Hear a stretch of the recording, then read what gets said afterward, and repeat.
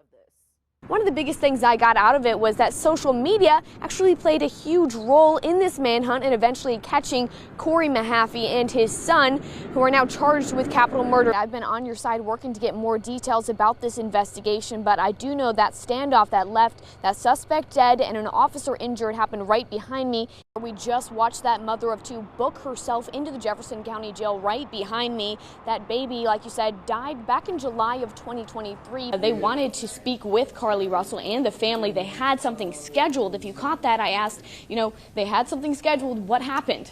Because that turned into a statement instead of a meeting with the family. I've gotten a closer look at the scene since just this last half hour, and I can tell you there's a lot of shell casings here. But Birmingham police tell us this was a targeted attack outside an apartment where a group drove past and shot what ended up being a mother and her 4-year-old little girl. Well, Brittany, Steve, that is the biggest question we have right now is how many people were inside that plane at the time of crash and what is their condition? And right now, they're still working to learn that. This out at last report, and this is maybe just about 40 minutes ago, they said that it's only 10% contained right now. As I go down here, you can see just the extent of these trees, and I'm going to even show you across the street where this line of damage also hit. Looks like he's shaking every hand out there, so everyone's just anxiously watching and waiting. But I will say, we're packed in here. It kind of feels like I'm at an Alabama game right now. That must have been, scary for those following along in this story, but I watched everyone here, family, friends, receive that Amber Alert as well. I'm right outside the Buttahatchee where that city's waters come from. You can see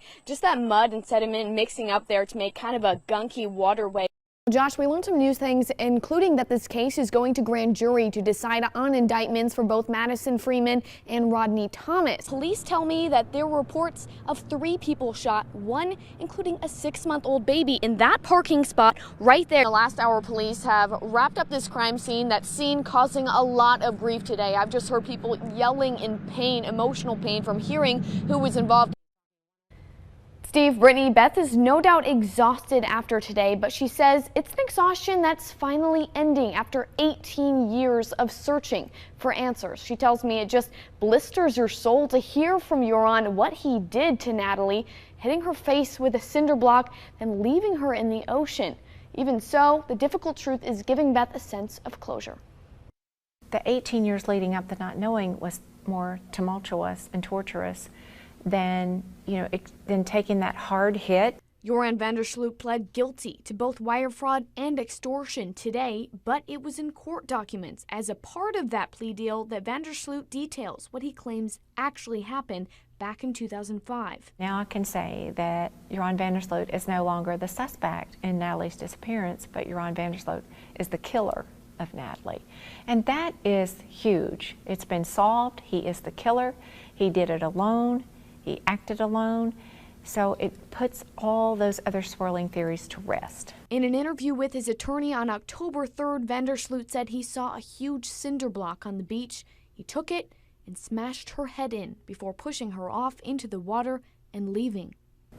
And for people who might be wondering, why believe him now? Because there have been a lot of different processes that have been going on to come together to this one conclusion. When you take all these federal agents, we also have a comprehensive and conclusive polygraph testing. Vandersloot said Wednesday in court he's now a changed man and he has given his life over to Jesus Christ.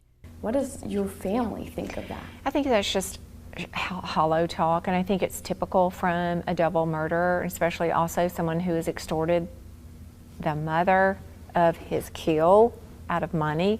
She says this 18-year-long investigation's close meant she knew exactly what to say directly to Joran today.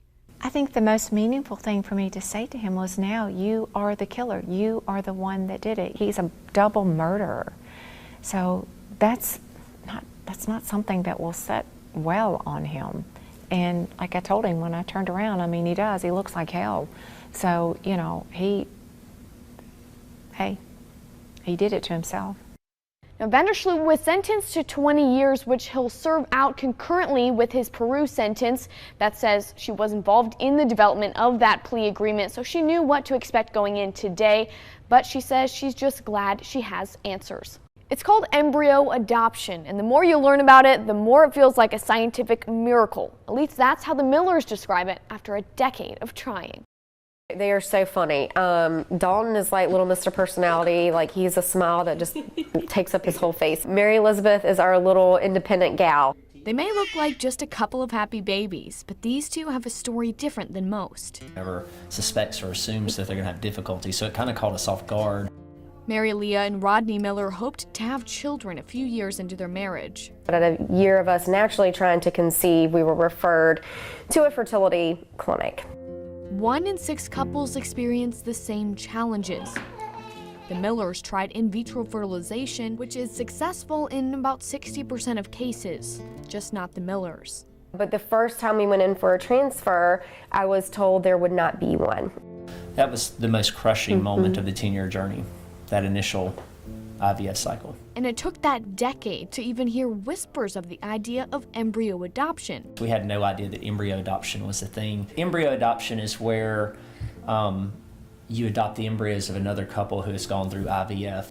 They explained the 2 main reasons why couples would put embryos up for adoption. Their families are full, or a health complication leads them to stop their IVF journey. And so they do not want to destroy them or discard them. They were immediately drawn to the idea. It really allowed us to do the 2 things that we were wanting to do. Number 1, it allowed us to adopt, but it also allowed me to carry our children. The second we got off the phone with them, like, we just knew, like, this could be our journey. And it was, leading them to get matched with a couple. It's just, and I'm gonna cry, I cry every time we do this. It's just an honor to have somebody say, I want you to have my embryos, and I want you to be the mother of my genetic children. And so to receive that match and to have somebody think that you're worthy of having their genetic children, of carrying their children, is just the highest honor. When doctors implanted 2 embryos to bring up the likelihood of a pregnancy, they got a surprise: twins. We were on a cloud for 9 months and never came down, I guess, just because, you know, this is what we had waited so long for. And even now that, I guess they're almost 11 months old, and yeah, it's still just as exciting as the first day. Now they hope to educate other couples going through a similar journey. We're just excited to get to raise them and see them, how they grow and flourish, and just the path that the Lord had intended for their little lives. And after all that, they tell me their only regret is that they didn't